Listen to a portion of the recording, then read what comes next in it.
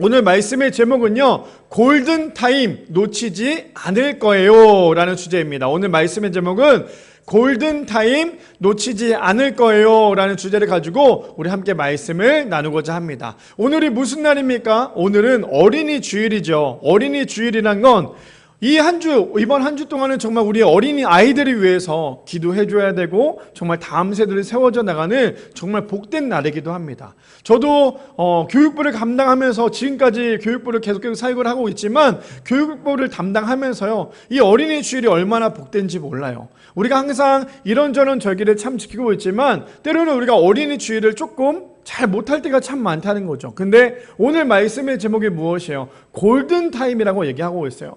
한국교회는 사실은 지금 골든타임을 놓쳤다라고 얘기를 많이 하고 있습니다. 전체 한국교회 내 수의 무려 3% 미만이 다음 세대라고 얘기할 정도로 그만큼 많은 아이들이 이미 한국교회를 많이 떠나기도 했어요. 물론 아이들을 많이 낳지 않는 경우도 있지만 지금 한국교회 전체적으로 아이들이 많이 없기도 합니다. 근데 우리 교회는 너무나 감사한 게 그럼에도 불구하고 10명의 성도 중에요, 이제 11명이죠. 11명의 성도 중에 무려 3명이 다음 세대 아이가 있다는 건 굉장히 큰 거예요. 그렇죠? 무려 30% 가까이 우리 교회에 다음 세대 아이가 있다는 거죠. 그럼 얼마나 복된 일입니까? 근데 저는 6개월로 끝나지 않았으면 좋겠어요. 제가 우리 미래교회를 세웠을 때 성도님들에게 이렇게 얘기를 했었죠. 우리 교회가 앞으로 많은 사역들 가운데 다음 세대 사역에서는 정말 재정을 최대한 많이 해서 아이들이 왔을 때 행복한 교회, 교회에서 뛰어놀 수 있는 교회를 만듭시다라고 얘기했던 거 기억나시죠? 저는 그래서 지금도 우리 교회가 앞으로 우리 교회가 어떻게 또 다음 세대를 세워져 나갈지에 대해서 기도하고 있고 준비하고 있습니다. 바라기는 우리 모든 성도님들 함께 뛰어주셨으면 좋겠어요. 함께 다음 세대를 위해서 뛰어주셔서 다음 세대가 정말 한국교회의 미래이고 희망이라는 거예요. 제가 많은 교회는 아니었지만 교회를 사역을 하면서요, 어느 교회에서는 정말 나이대가 많은 교회가 있었어요. 물론 교회에 어른들이 있다는 건 안정적이기도 하죠. 재정적으로 안정적이기도 할 거예요. 그렇죠? 근데 교회 안에서 60대, 70대, 80대가 중심이 돼버리면 사실은 그 교회가 오래가지 못하더라고요. 제가 있었던 교회에서도요, 거의 어린아이들은 없었고 청년 한두 명만 있었고요. 거의 대부분 나이 많으신 어르신들이었는데 그러다 보니까 교회에서 활동하는 것도 사실 제한이 있었어요. 물론 어른들이 있다는 건 너무나도 복이지만 그만큼 교회 안에서는 다음 세대를 세워져 나갈 아이들이 필요하다라는 거예요. 그래서 아이들에게 우리가 목숨을 걸지 않고 아이들에게 우리가 투자를 하지 않으면 사실은 미랄교회도 이제 얼마 남지 않았다는 거. 그래서 우리 모든 성도님들 다음 세대를 위해서, 아이들을 위해서 함께 기도해 주시고 함께 나아갈 수 있는 우리 모두가 되기를 소망합니다. 말씀에 들어가기 전에요, 데인 오틀런트 목사님이 이런 말씀하였습니다. 은혜를 재발견하고 이어가는 일은 모든 세대 속에 한결같이 새롭게 이루어져야 한다라고 얘기합니다. 저는 저기서 가장 중요한 포인트가 모든 세대인 것 같아요. 교회는 한 세대 한 세대도 정말 너무너무 중요하지만요, 결국에는 영유아부부터 마지막 고령인 우리 어르신들까지 모든 세대가 하나가 되어야지만 이 교회가 은혜롭게 하나하나 일어나갈 수 있다는 거예요. 그래서 아니 왜 우리 어른들에게 이렇게 하고 왜 어린이에게 이게 아니라 모든 세대가, 어린아이부터 어른까지 모든 세대가 정말 하나님을 잘 믿고, 제일 중요한 건 뭐냐면 우리가 내 교회라는 것도 너무나 중요하지만 제일 중요한 건 모두가 한마음 한뜻으로 하나님의 교회라는 거. 하나님의 교회를 세워져 나가고 하나님의 나라를 세워져 나가는데 우리 모두가 사용될 수 있는 우리 미랄의 성도님들 되시기를 축복합니다. 오늘 말씀의 제목은 무엇입니까? 골든타임 놓치지 않을 거예요 라는 주제를 가지고 우리 함께 세 가지로 나눠보기를 원하는데요, 첫 번째는 이렇게 시작을 합니다. 가정에서 자녀의 신앙교육이 중요하다라는 거예요. 첫 번째, 가정에서 자녀 신앙교육이 중요합니다. 제가 다음 세대 사역을 하면서 여기저기 세미나도 참 많이 다녔어요. 그러면서 교사 교육도 많이 했고 부모님들 교육도 참 많이 했습니다. 교육을 많이 하면서 제일 많이 얘기했던 게 바로 이 첫 번째였어요. 뭐냐? 아이들을 교회에다가 그냥 방치하지 말라고 얘기를 했어요. 어떤 부모님들 중에 어떤 분들이 있냐면 아이들을 주일날 교회에다 딱 내려놓고 그 다음에 이 아이가 신앙적으로 잘 교육되기를 바래요. 이것도 너무나 중요하죠. 교회에서 그래서 이 아이들 다음 세대를 정말 잘 세워져 나가야 되기 때문에 교회에서도 신앙 교육이 너무나 중요하지만 더 중요한 건 뭐냐면 사실은 교회는요, 일주일에 한 번 와서 신앙 교육을 받는 거잖아요. 그럼 그 하루하루를 교회를 끝나고 난 다음부터 아이들의 인생 가운데 그 하루하루를요, 가정에서 교육이 필요하다라는 거예요. 근데 가정에서는 전혀 신앙교육이 되지 않은 상태에서 교회에서만 신앙교육을 한다? 사실 아이들이 변하지 않아요. 우리 어른들도 마찬가지잖아요. 168시간, 일주일에 168시간 중에 1시간 설교를 듣고 1시간 교육을 한다고 해서 우리의 인생이 그렇게 크게 달라지지 않더라는 거예요. 왜요? 우리가 하루하루 살아가면서 우리의 삶 가운데 그렇게 적용하지 않고 있기 때문에 우리는 변화되지 않아요. 그렇다면 어떻게 해야 됩니까? 교회에서의 그 1시간, 168시간 중에 그 1시간이라면 우리가 살아가면서 월요일부터 토요일까지 하루하루 살아가면서 우리가 우리 자녀들에게 신앙교육을 철저하게 해야 된다는 거예요.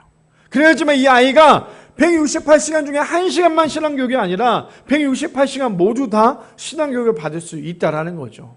자, 그렇다면 본문을 좀 살펴볼까요? 신명기 6장 4절에서 9절 말씀에 보면 이렇게 시작합니다. 이스라엘아 들으라, 우리 하나님 여호와는 오직 유일한 여호와시니 라고 시작을 합니다. 저때 당시 이스라엘 백성들에게 가장 큰 교육이 뭐였냐면 저거였어요. 근데 저때 저 교육이 지금 우리 한국교회에 우리 많은 아이들과 우리 모든 성도님들이 반드시 해야 될 교육이에요. 그게 무엇입니까? 이스라엘아 들어라. 이건 뭡니까? 아이들에게 얘기하는 거예요. 우리 하나님 여호와는 오직 유일한 하나님 여호와 한 분이시다. 이것을 놓치고 사는 지금 현대에는 아이들이, 수많은 아이들이 오직 하나님만이 한 분이시라는 걸 알지 못하니까요, 결국에는 우리 안에 우상들을 끊임없이 만들어 나간다라는 거예요.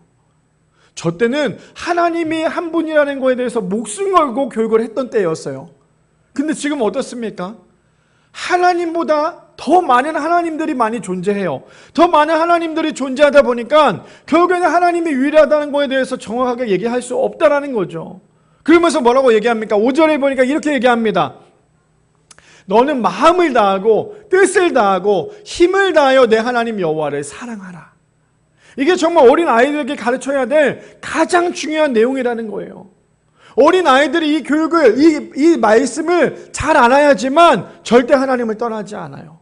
하나님은 유일하신 하나님이시고 하나님만이 한 분이시고, 그래서 우리가 해야 될 것은 우리의 마음을 다하여 뜻을 다하여 여호와 하나님을 사랑해야 돼. 이 교육이 어렸을 때부터 이루어지지 않는다면 어린 아이들은요, 하나님을 떠나 살 수밖에 없어요.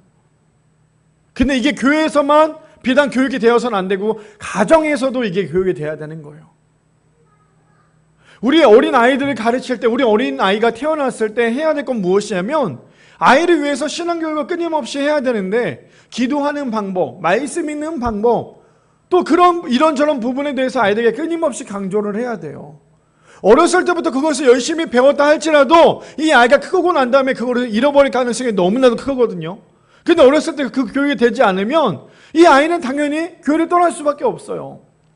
사역을 하다 보니까 참 놀라운 건 뭐냐면, 어렸을 때부터 열심히 신앙생활 했던 아이들은 나중에 커서도 그 신앙생활 가운데 살다가 또 때로는 방황할 때도 있죠. 방황을 하다가 다시 교회로 돌아왔을 때 다시 쉽게 돌아올 수 있어요. 그런데 어렸을 때부터 신앙교육이 제대로 되지 않은 아이들은 교회를 다시 돌아오는 게 쉽지 않더라는 거예요. 그래서 애기였을 때부터, 갓난 애기였을 때부터 부모님이 해야 될 거. 이번에 우리 정영훈 집사님, 이현 집사님이 아이를 낳았어요. 그래서 제가 우리 정 집사님에게 그런 얘기했어요. 아빠가 됐으면 이제 어린 아이를 위해서, 그 하준이를 위해서 매일매일 기도해 줘야 된다. 매일매일 기도해 줘야 되고 하나님의 말씀을 읽어줘야 된다고 얘기를 했어요. 무슨 말입니까? 어렸을 때부터 아이에게 하나님이 너를 만드셨고 하나님이 너를 창조하신 분이야. 그래서 우리가 하나님을 알아야 돼. 하나님에 대해서 우리가 마음과 뜻을 다해 하나님을 알아야 돼. 이것을 잃어버린다면, 그것을 가르치지 않는다면 아이는 어렸을 때 듣는 귀가 없어져 버린다는 거예요. 저는 우리 유리, 윤이 둘 다 아이를 키우면서 제가 몇 번 강조했지만 제일 타협하지 않은 것 중에 하나가 딱 하나예요. 예배 제대로 드리지 않으면 저는 굉장히 아이에게 많이 혼을 냅니다. 왜 그렇습니까? 아이가 어렸을 때부터 아이가 예배가 놀이가 돼버리거나 예배가 그냥 대충 시간만 때우는 그런 예배가 돼버리면 이 아이는 커서도요, 예배에 대한 중요성을 알지 못해요.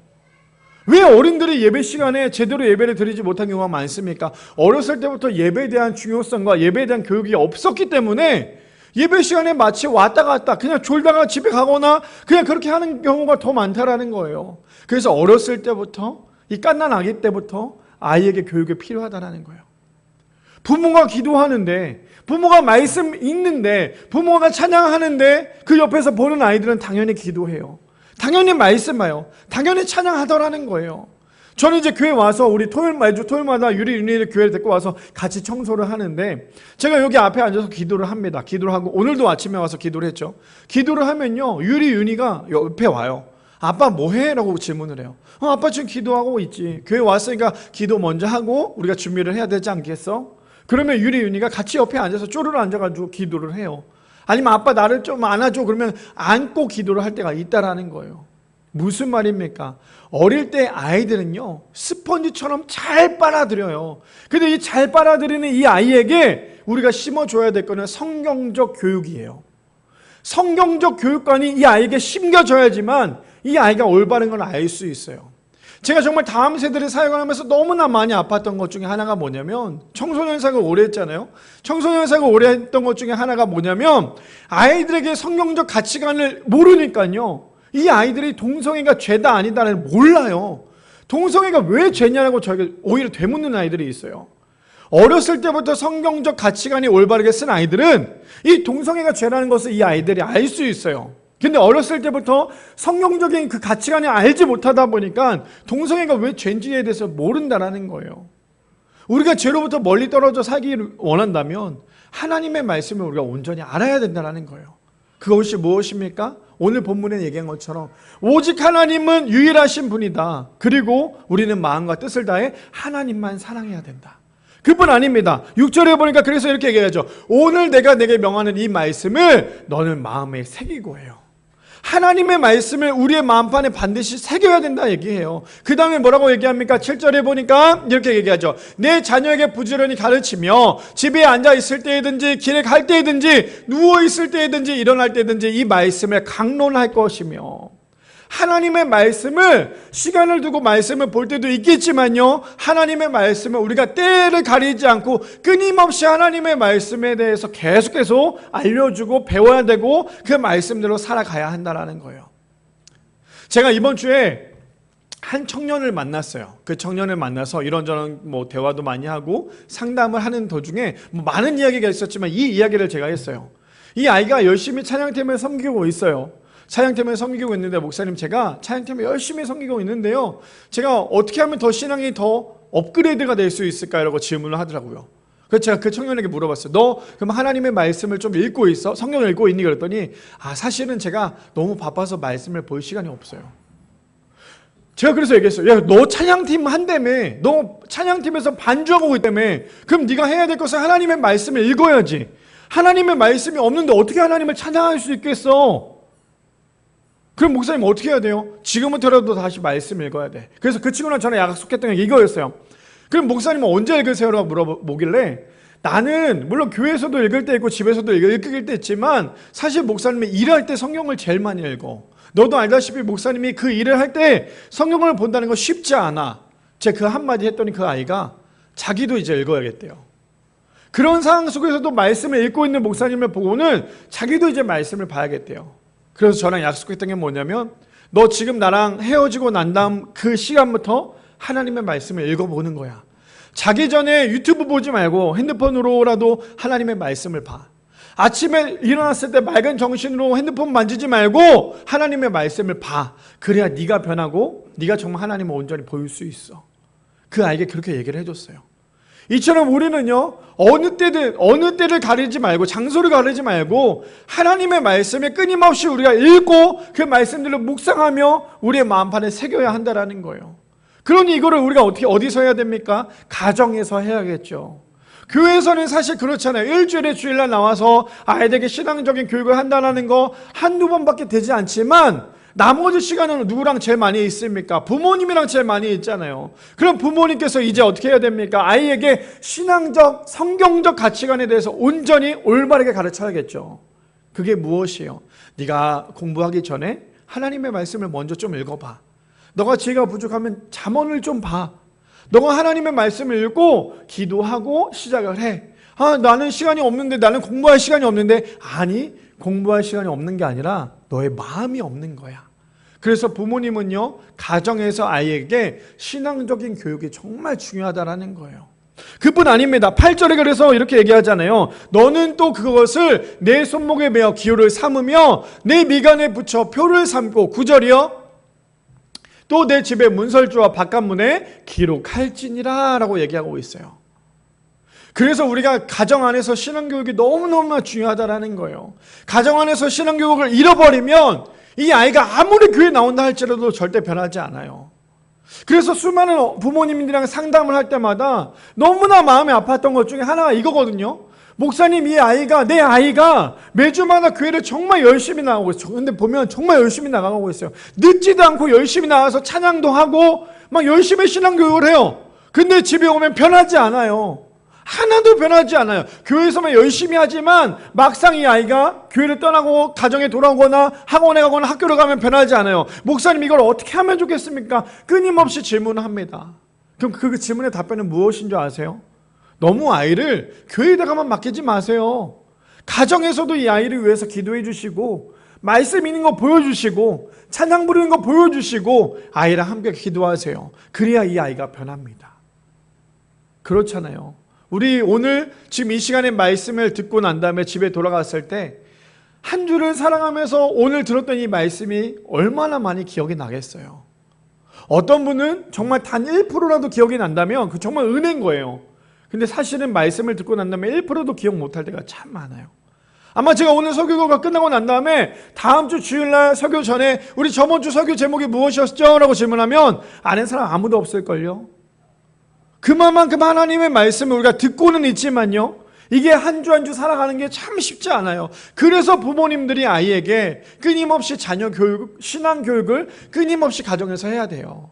가정에서의 신앙 교육을 포기하고 안 하고 있으면 이 아이는 아무리 교회를 나온다 할지라도요, 그렇게 크게 변하는 거에 대해서 기대할 수 없다라는 거예요. 교회에서 선생님들이 이 아이를 위해 끊임없이 기도하고 있어요. 그러면 부모님이 가정에서 이 아이를 위해 끊임없이 기도해야 돼요. 제가 정말 다음 세대 사역이 너무너무나 좋고 너무너무나 감사한 건 뭐냐면요, 내 자녀, 내 아이를 위해서 기도하는 사람이 과연 몇 명이나 되겠어요. 근데 내 아이를 위해서 기도하는 교회 선생님이 있다라는 거예요. 내 아이를 위해서 눈물 흘려가면서 기도하는 교회 선생님이 있기 때문에 이 아이가 신앙생활을 할 수 있다라는 거죠. 그래서 우리 부모님들 뭐 해야 됩니까? 내 아이를 가르치고 있는, 내 아이를 위해 기도하고 있는 그 선생님을 위해서 더 많이 기도해 주셔야 돼요. 어제 한 청소년 아이랑 밤 10시가 넘도록 이때가 밤 10시 넘어서 저랑 통화를 했어요. 이 아이가 좀 마음적으로 심리적으로 너무나도 힘들었는데 그 아이랑도 또 이런저런 대화를 많이 하다가 제가 항상 이 아이들, 저랑 교제했던 아이들에게 항상 하는 얘기가 있어요. 그 아이가 좀 우울감이 좀 심했던 아이였어요. 그래서 너무나 마음이 아팠고 그 아이가 원래 너무나 귀했던 아이였는데 이 아이가 어느 순간 우울감이 좀 많이 빠졌는데 제가 했던 얘기가 있어요. 정말 죽고 싶을 때, 지금 왜냐면 그 아이는 우리 교회를 다니지 않고 다른 교회를 다니고 있기 때문에 너가 정말 죽고 싶을 때 그때 목사님한테 전화해. 그러면 목사님이 너의 이야기를 들어주고 마지막에 기도도 해주고 같이 얘기를 할 거야 라고 했어요. 그랬더니 그 아이가 10시가 넘은 그 시간에 저에게 전화가 왔어요. 목사님, 너무나 힘들어요. 너무나 힘든데 어떻게 하면 좋을까요? 라고 얘기하길래 제가 이런저런 얘기를 하다가 마지막에 그런 얘기를 했어요. 나중에 시간이 돼서, 아니 5월 달에 아버지랑 같이 우리 교회 다시 한번 방문해. 그래서 목사님이 좀 더 이야기를 하자. 근데 제가 이걸로 끝나지 않았어요. 그리고 난 뒤에 그 아이에게 했던 말이 뭐냐면, 근데 목사님 지금부터 숙제를 줄 거야. 뭐냐면 너가 다음에 목사님 교회 왔을 때 질문해야 될 것들에 대해서 미리 기록을 하고, 또 한 가지는 뭐냐면 너가 목사님을 위해서 기도해야 돼. 그래도 그 아이가 놀라는 거예요. 왜요? 내가 너에게 이야기하는 그 모든 것들이 정말 목사님의 입이 아니라 지혜롭게 너에게 이야기할 수 있도록 너가 목사님을 위해서 기도해 줘야 돼. 무슨 말인지 이해되십니까? 우리 아이를 양육하고 있는 선생님을 위해서 우리가 기도해야 될 당연한 이유라는 거예요. 이 아이를 그냥 교회만 남겨두고 그냥 냅두는 그런 게 아니라 이 아이가 정말 신앙생활 잘할 수 있도록 우리 부모님들이 해야 될 건 무엇이냐면 아이를 가르치고 있는 선생님을 위해서 기도해야 돼요. 하나님, 우리 선생님이, 우리 아이를 가르치고 있는 이 선생님이 이 아이를 정말 잘 가르칠 수 있도록 하나님 지혜를 주시고 성령의 충만한 가운데 하나님께서 부어주셔서 내 아이가 이 선생님을 잘 만나서 그 아이 선생님을 통해서 신앙교육이 정말 잘 될 수 있도록 하나님 은혜를 부어달라고. 그래서 부모님은요, 아이를 교회 보낸다고 끝나는 게 아니에요. 이 아이가 정말 신앙생활 잘할 수 있도록 끊임없이 그 선생님을 위해 기도해 줘야 되고, 그 부서를 위해서 기도해 줘야 될 게 우리 부모님의 사명이라는 거예요. 그래서요, 시편 1편 1절에서 2절 말씀에 이렇게 얘기합니다. 복 있는 사람은 악인들의 꾀를 따르지 아니하며 죄인들의 길에 서지 아니하며 오만한 자들의 자리에 앉지 아니하고 라고 얘기하죠. 우리 모든 아이들이, 내 자녀들이, 내 손자 손녀들이 복 있는 사람이 되기를 소망하는 게 우리의 마음 아닐까요? 내 아이가, 내 손자 손녀가요, 저 복 있는 사람이 되기만 하면 어떻습니까? 악인들의 꾀를 따르지도 않고요, 죄인들의 길에 서지도 않고요, 오만한 자들의 자리에 앉지도 않습니다. 그런데 2절에 보니까 이렇게 얘기합니다. 오직 여호와 율법을 즐거워하며 그의 율법을 주야로 묵상하는도다. 그래서 어렸을 때부터 아이들에게 하나님의 말씀을 가르치고 하나님의 말씀을 읽는 거에 대해 기뻐하고 그 말씀을 묵상하는 걸 알려줘야지만 이 아이가 복 있는 사람이 될 수 있다는 거예요. 바라기는 모든 성도님들, 우리 가정에서 손자, 손녀 혹은 내 자녀가 있다면 그 아이를 위해서 교회에다가만 그냥 전적으로 맡기는 것이 아니라 교회에서 배운 걸 가지고 한 주일 동안에 월요일부터 토요일까지라도 그 아이와 함께 묵상하며, 아, 너 이번 주에 이걸 배웠구나, 너 저번 주에 이걸 배웠구나, 이거에 대해서 끊임없이 이야기할 때에 아이가 그 말씀을 한 주일 동안에 끊임없이 묵상하며 그 말씀대로 주야로 기뻐할 수 있는, 그래서 가정에서의 신앙교육이 실패하지 않고 가정에서의 신앙교육이 성공적으로, 그래서 날마다 우리 아이가 하나님과 가까이 갈 수 있는 우리 귀한 가정이 될 수 있는 우리 모두가 되기를 축복합니다. 두 번째입니다. 두 번째, 그래서 이렇게 얘기합니다. 골든타임을 놓치면요, 그 다음은 없다라는 거예요. 오늘 말씀의 주제이기도 하죠. 골든타임을 놓쳐버리면요, 그 다음은 없습니다. 왜 그럴까요? 한번 볼까요? 사사기 2장 11절에서 15절에 보니까 이렇게 얘기합니다. 이스라엘 자손이 여호와의 목전에 악을 행하여 바알들을 섬기며, 이미 악을 행했죠. 그게 무엇입니까? 우상을 섬깁니다. 12절에요. 그래서 이렇게 얘기하죠. 애굽 땅에서 그들을 인도하여 내신 그들의 조상들의 하나님 여호와를 버리고 다른 신들, 곧 그들의 주위에 있는 백성의 신들을 따라 그들에게 절하여 여호와를 진노하게 하셨으되, 13절이요. 곧 그들이 여호와를 버리고 바알과 아스다롯을 섬겼으므로, 14절이요. 여호와께서 이스라엘에게 진노하사 노력하는 자의 손에 넘겨주사 그들이 노력을 당하게 하시며 또 주위에 있는 모든 대적의 손에 팔아 넘기시며 그들이 다시는 대적을 당하지 못하였으며, 마지막 15절에요. 그들이 어디로 가든지 여호와의 손이 그들의 재앙을 내리시니, 곧 여호와께서 말씀하신 것과 같고 여호와께서 그들에게 맹세하신 것과 같아서 그들의 괴로움이 심하였더라. 하나님을 잃어버린 세대예요. 오늘 말씀에 나오는, 우리는 어떻습니까? 다음 세대라고 얘기하지만 오늘 성경에는 뭐라고 얘기합니까? 다음 세대가 아니라 하나님을 잃어버린 세대를 다른 세대라고 얘기하고 있어요. 그래서 골든타임을 놓치면 왜 그 다음이 없습니까? 골든타임을 놓치는 그 순간 이 아이들이요, 하나님을 떠나요. 하나님을 떠나서 또 다른 하나님을 만들어요. 그리고는 하나님을 저울질하겠죠. 내가 교회에서 배웠던 하나님과 세상 속에서 나를 만족시켜주는 그 하나님을 저울질합니다. 이스라엘 백성들이 왜 하나님을 떠납니까? 그 다음 세대를 끊임없이 연결한 게 아니라요, 내가 믿었던 하나님이 아니라 세상에서 존재하고 있는 그 하나님을 믿었기 때문이에요. 그게 무엇입니까? 바로 우상이죠. 우상에 이 아이들이 노출이 돼버리면요, 이 우상 가운데 이 아이들이 빠져버리면 결국에 하나님을 떠나 살아요. 근데 오늘 본문에 보니까 하나님을 떠나는 사람들에게 뭐라고 얘기합니까? 15절에 보니까 그들이 어디로 가든지 여호와의 손이 그들에게 재앙을 내리시니 라고 얘기해요. 그들이 어디를 가든지 간에 여호와의 손이 그들의 재앙을 내리신다라고 얘기합니다. 하나님을 떠난 다른 세대가요. 그래서 우리는 다른 세대로 만들면 안 돼요. 다음 세대로 만들어야 한다는 거죠. 자, 그래서요, 이렇게 얘기합니다. 출애굽기 20장 4절에서 7절 말씀해 보니까 이렇게 얘기하죠. 너를 위하여 새긴 우상을 만들지 말고 또 위로 하늘에 있는 것이나 아래로 땅에 있는 것이나 땅 아래 물 속에 있는 것에 어떤 형상도 만들지 말며, 5절이요. 그것들에게 절하지 말며 그것들을 섬기지 말라. 나 내 하나님 여호와는 질투하는 하나님인즉 나를 미워하는 자의 죄를 갚되 아버지로부터 아들에게로 3, 4대까지 이르게 하거니와, 나를 사랑하고 내 계명을 지키는 자에게는 천대까지 은혜를 베푸느니라. 마지막 7절이요. 너는 내 하나님 여호와의 이름을 망령되게 부르지 말라. 여호와는 그의 이름을 망령되게 부르는 자를 죄 없다 하지 아니하리라. 골든타임을 놓쳐버리면요, 이 아이들이, 다음 세대의 아이들이요, 하늘에 있는 것과 땅에 있는 것과 물속에 있는 모든 우상을 만드는 게 이 아이들이에요. 지금 아이들에게 우상은 무엇일까요? 아마 핸드폰이지 않을까요? 핸드폰에서 나오는 그 유튜브이지 않을까요? 물론 유튜브가 잘 사용하면 너무나 유익하지만요, 요즘에 아이들은 이 유튜브를 통하여서 정말 많은 것들이 변질되어 있어요.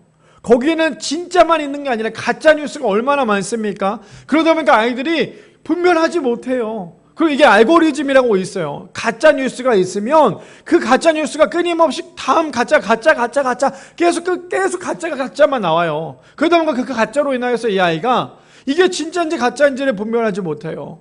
그러다 보니까 유튜브를 통해서 이 아이들의 생각과 그 모든 것들이 잘못 흘러가는 경우가 참으로 많다는 거예요. 호기심에 내가 유튜브에다 동성애를 쳤어요. 그러면 그 동성애에 대해서 엄청난 많은 정보가 쏟아져 나와요. 근데 거기서 나쁘다고 얘기하는 사람들도 있겠지만 그게 괜찮다고 생각하고 얘기하는 사람들도 많아요. 그럼 아이들의 생각하기에 나쁘다라고 하는 부정적인 것보다 괜찮다라고 하는 긍정적인 것에 대한 아이들의 마음이 더 많이 뺏기겠죠. 그러다 보니까 아이들에게 골든타임을 놓쳐서는 안 돼요. 한국교회가 골든타임을 놓치게 된 가장 큰 원인이 뭔지 아십니까? 너무나 안타까운 얘기를 하나 할게요. 한국교회가 골든타임을 놓친 가장 큰 이유는요, 아이들에게 대한 투자가 없었어요. 그냥 헌금이 들어올 만한, 헌금을 많이 낼 수 있는 어른들에게는 교회에서 많은 프로그램과 많은 투자를 하고 있는데요, 정작 어린 아이들이 교회에 오면 이 아이는 헌금도 많이 내지 않고 교회 와서 이 아이를 위해서 돈을 더 많이 써야 되고 재정적으로 더 많이 써야 되기 때문에 이 아이를 놓치는 교회가 너무나 많다라는 거예요. 제가 교육 목사를 몇 년을 했잖아요. 교육 목사를 몇 년을 하고 교육부를 섬기면서 그동안에 사역을 하면서 제가 지금 이야기하고 있는 이 이야기가 저에게는 진짜 실제적으로 만났던 교회였어요. 그래서 저는 너무 화가 나서 얘기했어요. 왜 아이들을 그렇게 보십니까? 이 아이들은 정말 다음 세대인데, 이 아이들은 이 교회 미래인데 왜 그렇게 생각을 하십니까? 라고 얘기했는데, 이 아이들 때문에 교회가 적자가 난대요. 교회 재정이 적자가 난대요. 그래서 이 아이에게 투자할 수 없대요. 이게 말이나 됩니까? 근데 정말 놀란 거는요, 죄송해요 이런 말씀 드려서, 한국교회 10개 중에 한 교회는 아마 그런 생각을 갖고 있을 거예요. 그만큼 다음 세대의 골든타임을 놓친 건 아이들의 문제가 아니라요, 기성세대는 우리의 문제예요. 우리가 똑바로 아이들에게 가르치지 않고, 똑바로 우리가 사역을 하지 않고, 똑바로 목회를 하지 않으니까요, 결국에 어린 아이들이 갈 곳을 잃어버린다는 거예요.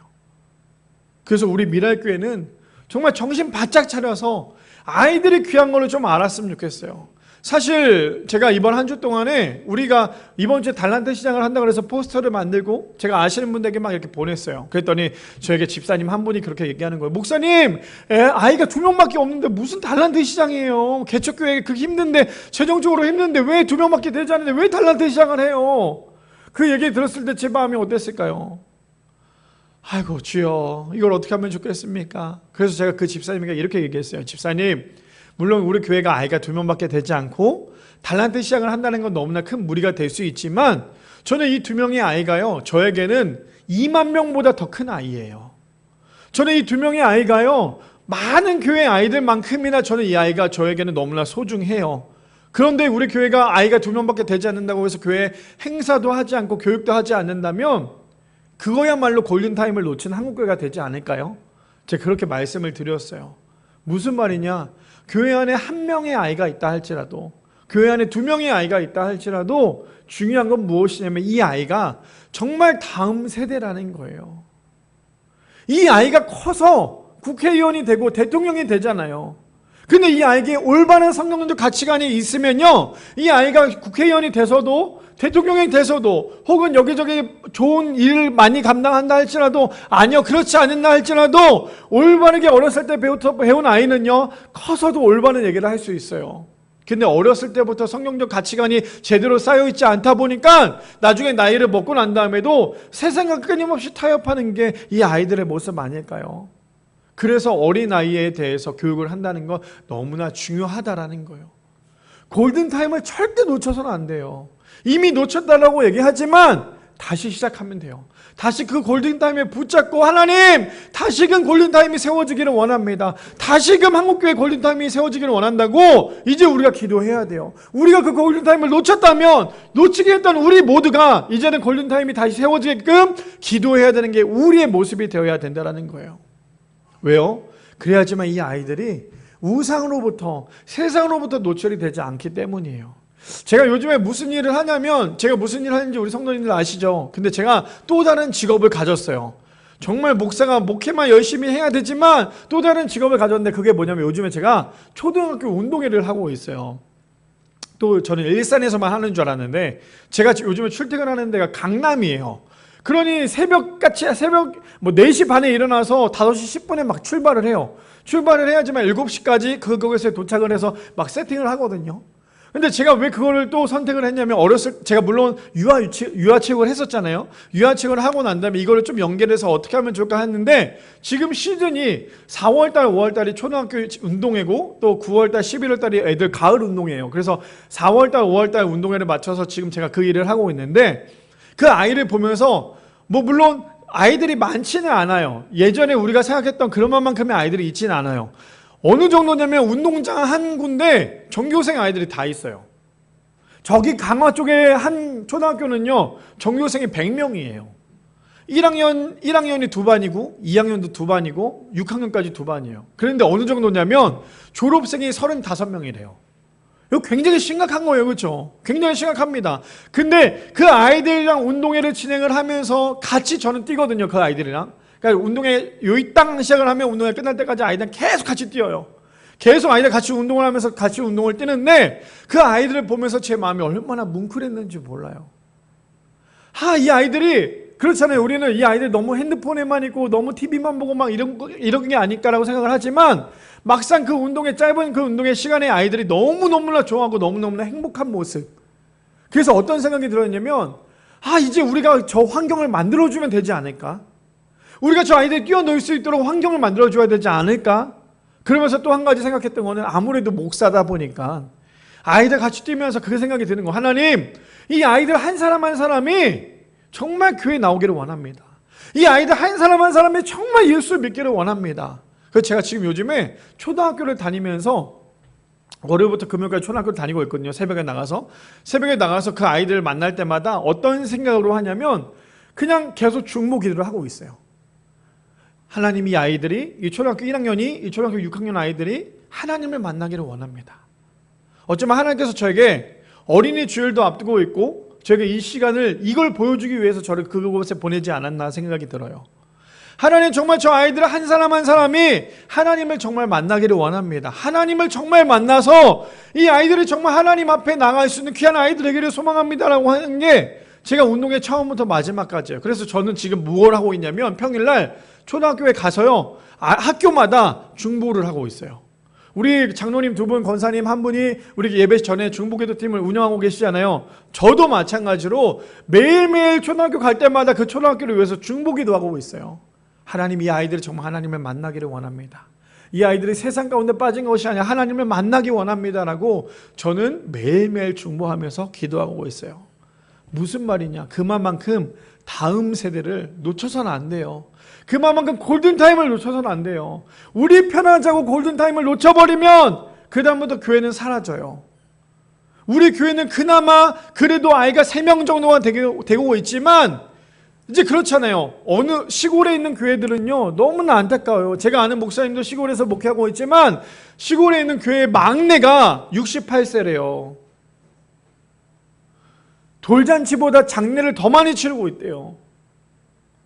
이게 1년마다 한 분 한 분 천국 보내드리고 있는 그 마음에 너무나 속상하고 너무나 슬프대요. 한국교회의 미래가 뭐냐? 그래서 한국교회를 계속 지탱하고 한국교회가 계속 가기 위해서는요 결국 다음 세대가 정말 필요해요. 그래서 우리가 해야 될 건 무엇입니까?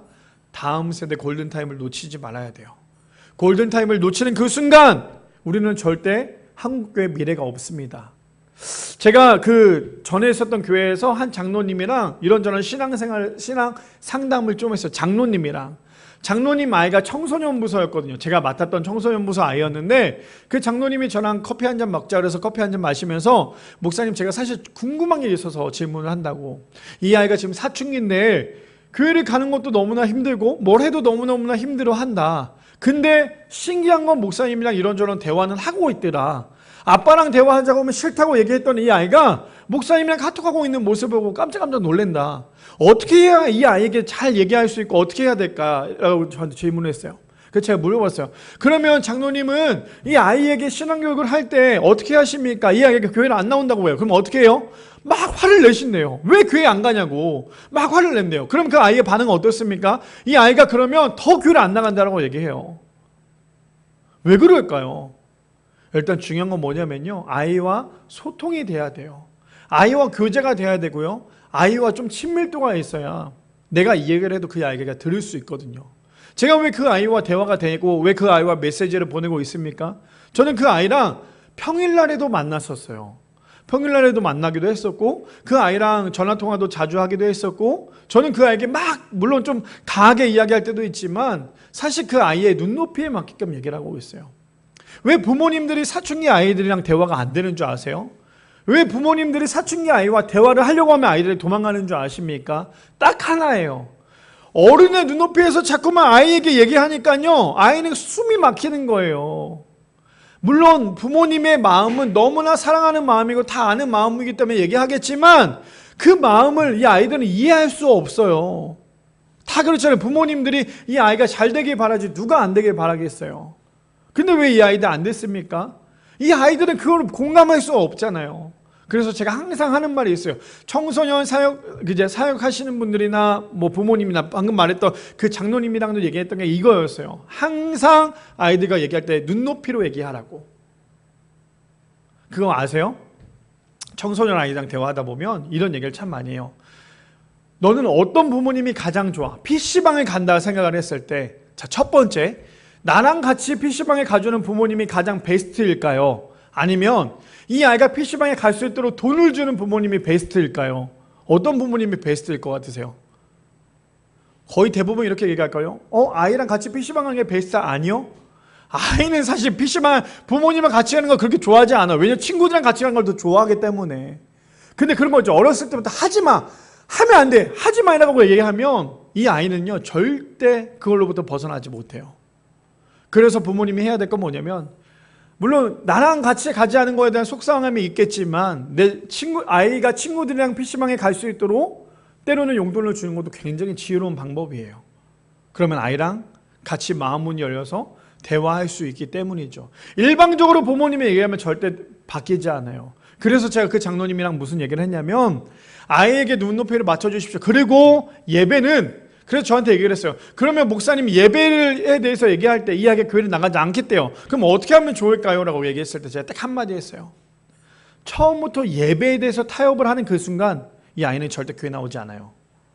다른 거는 장로님이 아이에게 다 맞춰주시고 아이랑 얘기를 해주신 건 너무나 좋겠지만 딱 하나 놓치지 말아야 될 건 뭐냐면, 예배에 대해서 이 아이와 타협하지 마세요.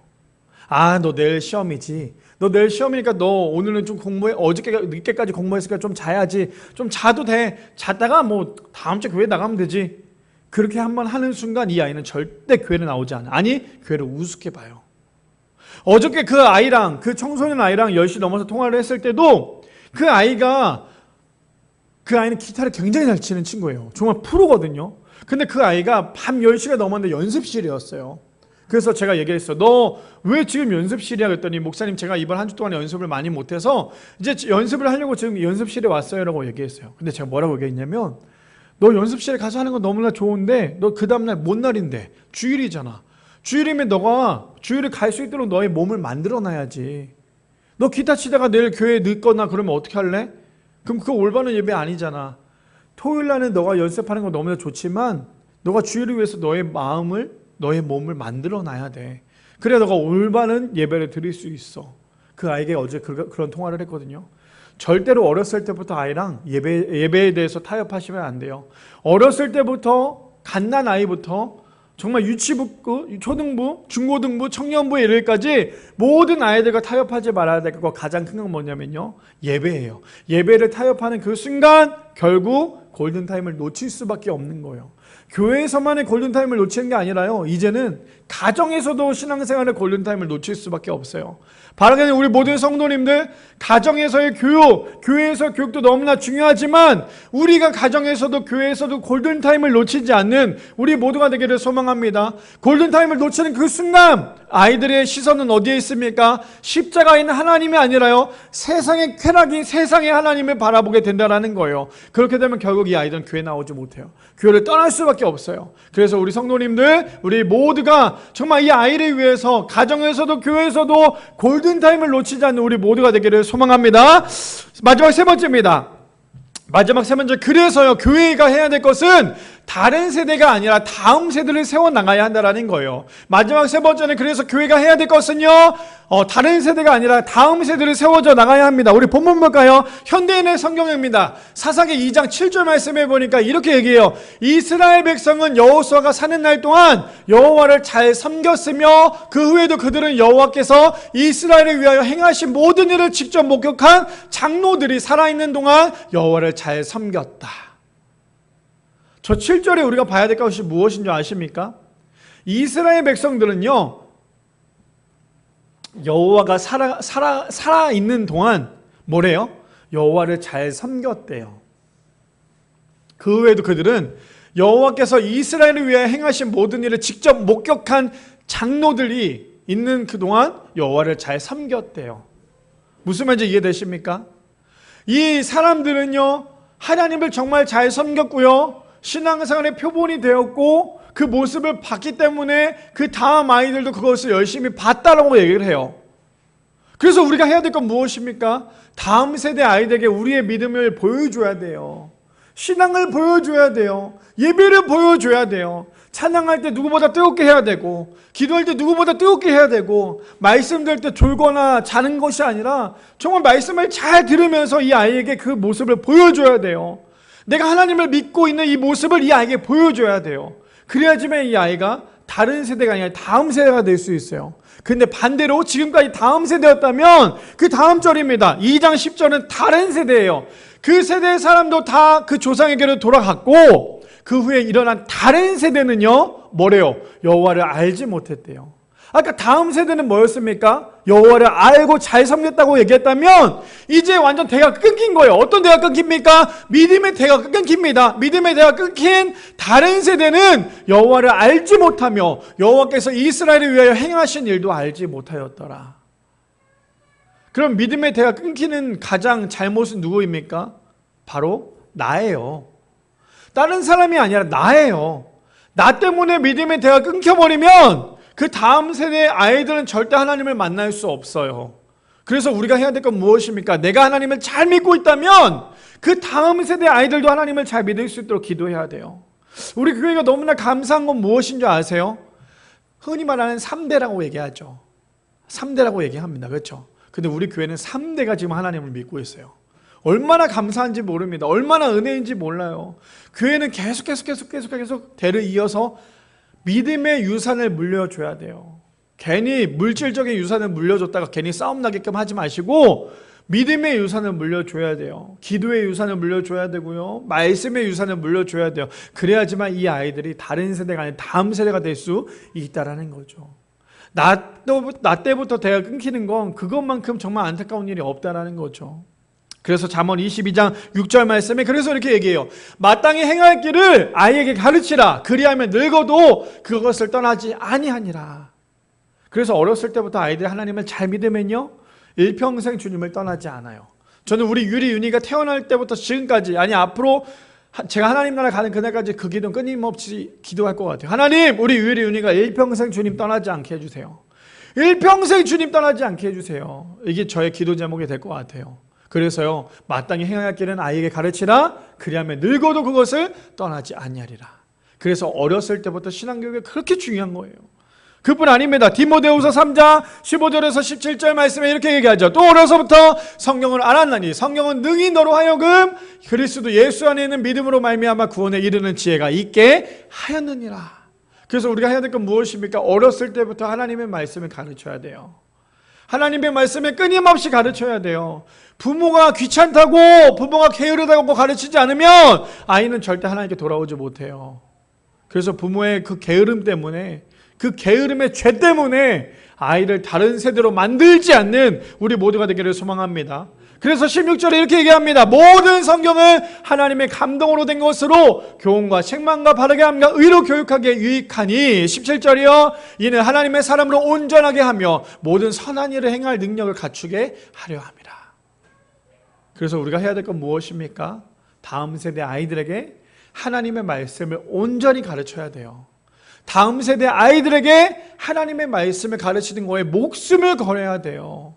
저는 그래서 우리 장로님들도 계시지만 저는 그렇게 생각해요. 우리 교회가 정말 다음 세대 사역을 위해서 빛을 내서라도 정말 우리 교회가 다음 세대 사역을 해야겠다라는 생각을 하고 있습니다.